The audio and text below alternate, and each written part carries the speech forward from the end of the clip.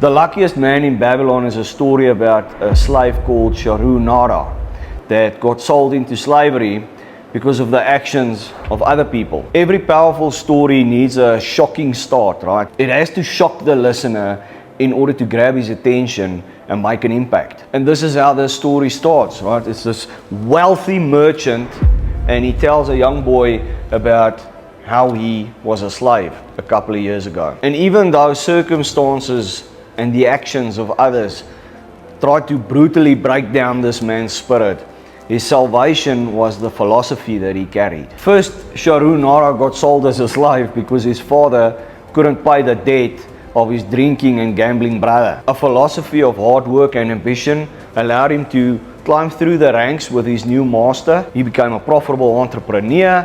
He became a person that made a lot of money for his master. However, his master fell prey to also drinking and gambling. He started accumulating debt and he couldn't pay his debt. And once again, Sharu Nara had to pay the price of circumstances and other people's actions. The gold lender collected his title and he sold him to recover some of the debt that his master accumulated.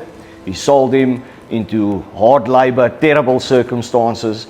And just before this man's spirit almost broke, he found a little bit of luck. And for a very, very hard bargain, a friend of Sharu, Arhat Gula, bought his freedom. And the only reason this happened is because of the philosophy that Sharu Nara carried. A passion for hard work, a kind and positive heart, a willingness to serve, and dedicated ambition is what inspired Arhat Gula to buy this man's freedom. Sharu's philosophy added so much value to Arhat Gula's life, because in seeing this philosophy, it inspired him to also adopt it in his own life. You see, the powerful philosophy that he got from Sharu was 1,000 times more valuable than the gold that he had to pay for Sharu's freedom. There's extremely powerful lessons in this short story for me. Number one is that hard work is good for a man. In it, you will find what you are made of. Number two, doing good work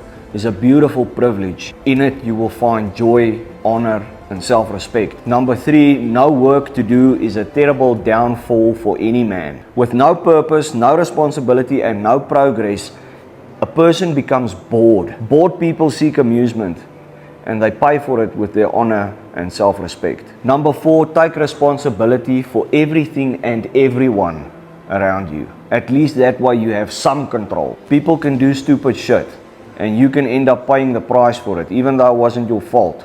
So if you're going to be ending up paying the price, you might as well take the responsibility from the beginning. At least that way you can try and avoid some of the crap that they get into. And number five, and most importantly, the greatest wealth that we can have in this world and that we can pass on to future generations is an empowering philosophy. A philosophy of I can, I am responsible, I am capable, I will make work my friend, I will be kind, I will pursue truth and knowledge, I will have honor, self-respect, discipline, I will prevail, I will do my best. That's the type of person who always ends up being lucky.